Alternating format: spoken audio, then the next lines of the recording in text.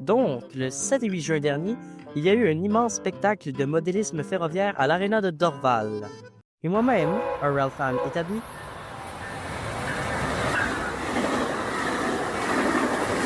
je me devais de m'y rendre à tout prix. Seulement, il faut d'abord que je m'y rende depuis mon chez-moi et de la magnifique rive sud de Montréal. Et mes parents ne peuvent aller me porter? L'auto est en panne. Super. Alors, à quel point est-ce que ça pourrait être réalisable en transport en commun? Pas mal. Oh, attendez. Cet itinéraire est pour un trajet réalisé un jour de semaine. Notre salon est un samedi, donc vérifions le trajet pour le samedi. Oh non. Oh non! Non!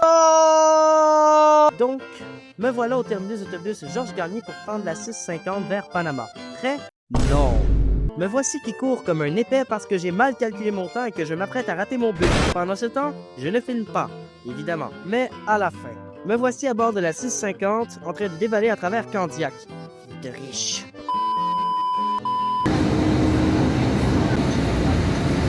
Nous sommes maintenant presque arrivés au terminus Panama, un pôle majeur de la Rive-Sud, où normalement nous prendrions le REM. Sauf que le REM est présentement fermé, car ses prolongements sont en test. Ça devrait me laisser assez de temps pour me prendre à déjeuner au Tim Hortons du terminus Panama. Nous devons donc vous rabattre sur les navettes de remplacement, dans ce cas-ci, la 722.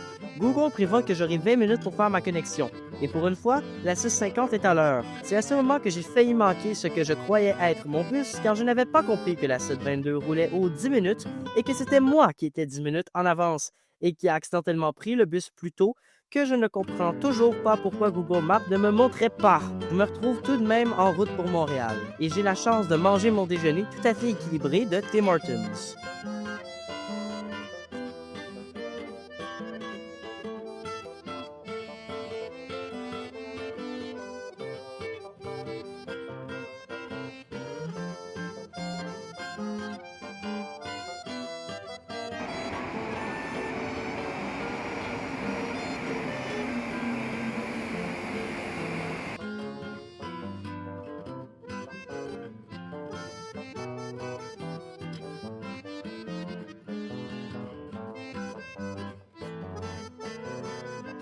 J'ai 40 minutes avant mon bus, donc voici un clip de Ralph Annie.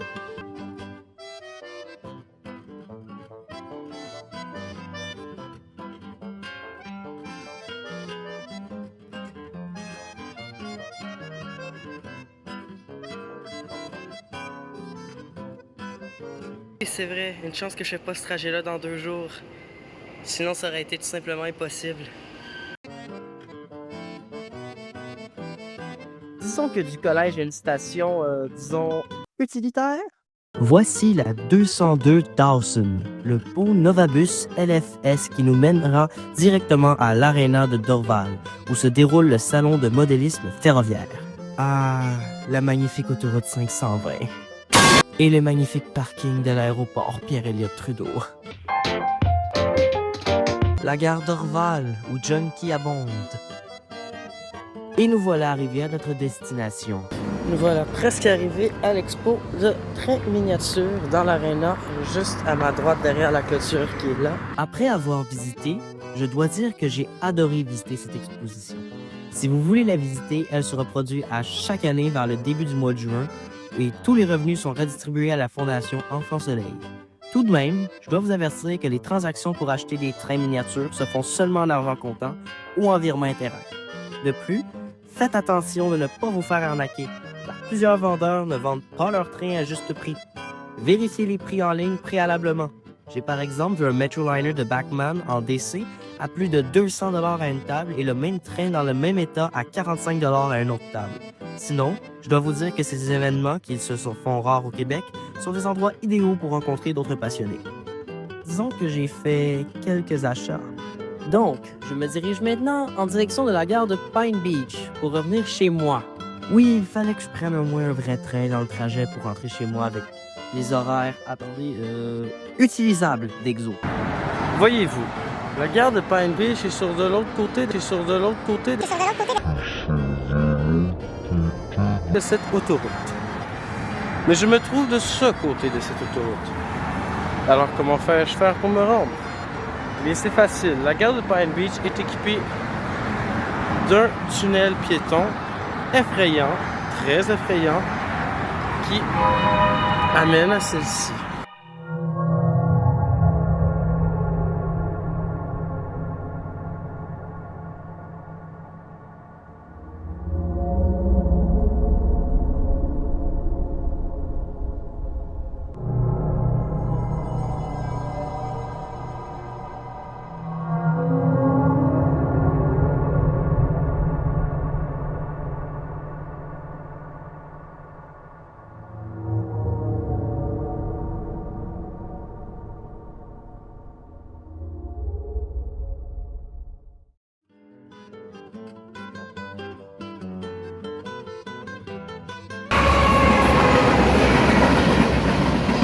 CSX.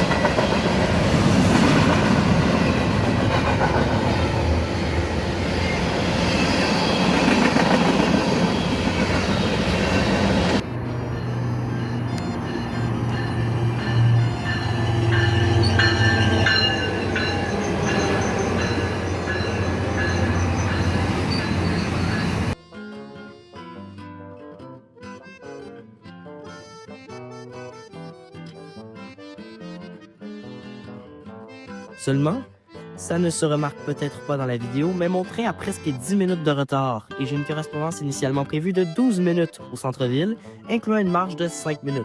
Je me retrouve donc à stresser pas mal car à ce moment, je n'ai toujours pas compris que la 722, comme mentionné plus tôt, roule aux 10 minutes.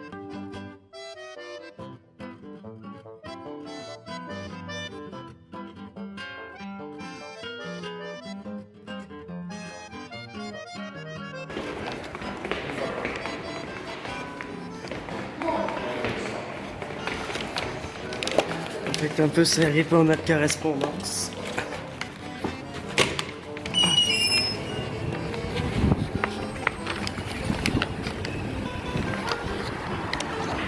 Donc, à gauche sur Peel. Après une petite course à travers le centre-ville, j'ai tout de même réussi à faire ma connexion avec la 722. Et c'est à ce moment que j'ai réalisé non seulement que la 722 roulait aux 10 minutes, mais aussi que courir ne m'a servi à rien puisque j'avais une connexion de 45 minutes pour la 650 à Panama. On est arrivé au quai d'embarquement. L'autobus n'est pas encore là.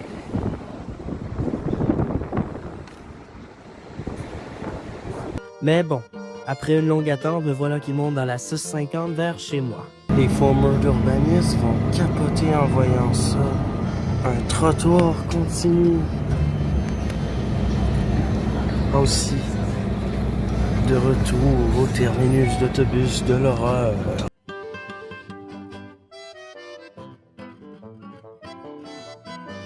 Abonnez-vous